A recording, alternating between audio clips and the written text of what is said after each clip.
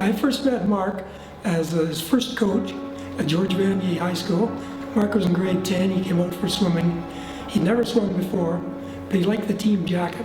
His big year was 76. He won the gold in both the 50 and the 100, and he beat Jim Het, who 4 months later was on the Olympic team for Canada, and he set a new Canadian high school record. In 76, we had a teacher's strike, so we were down there 3 days a week training in Hard House. And Mark was completing a very, very hard set. He was on his last repeat, and the cold jets came on in his lane. And they were just like a fire hose. They were right out of Lake Ontario, and they would go 15 feet out. So he's swimming this 100, and I'm sitting there laughing, watching everybody get out of the pool except him. He's so determined. He finished the 100, got to the end, looked up at me, saw me laughing, ripped off his goggles, threw them at me, jumped out of the pool and said, "I quit." Then he started to walk out, and I thought, oh dear. He turned around and came back and said, "See you Wednesday, coach." Turned around and left. I knew two things at that time. A, he'd win at OFSA, and B, we'd be friends for life. Mark became interested in York, 1978.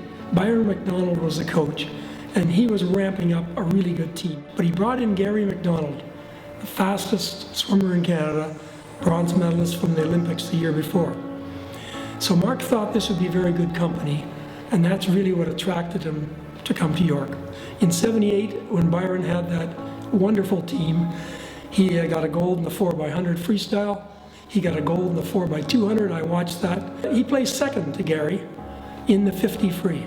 The next year, 79, Byron moved on to U of T, where he's stayed ever since. Gary McDonald became the coach. And under Gary's tutelage, Erwin won the 50 and the 100 at the CIAUs that year.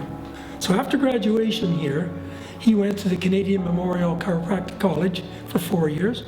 He had an active and very successful practice for about 10 years. Then he got interested in the degenerative disc disease. Now he started working on his own, and what he did was impressive enough to get him enrolled at U of T in 1998 for postgraduate work. Now, while he was at U of T, he still had 1 year of swimming eligibility. So Byron was a coach. He talked to Byron, and he ends up in the varsity swim team.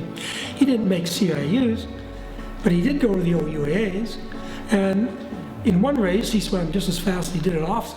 And the fellow in the next lane whom he'd beaten looked over and said, "How old are you anyway?" Mark said, 42. And the kid said, "Geez, you could be my dad." In 2004, Mark received his PhD. Now in 2012, he became a director with his own independent lab at Toronto Western Hospital with the title of Principal Investigator, along with a cross appointment to the Division of Neurosurgery at U of T. To date, he's published 21 scientific papers, he has 2 patents, and his book chapter. To be a top swimmer, you need 2 things. You need talent, you need dedication.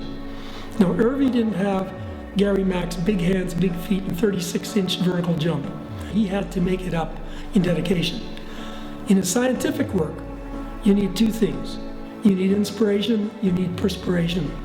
The dedication that he developed here at York University naturally has led to the work ethic or the perspiration that has helped him in his scientific life.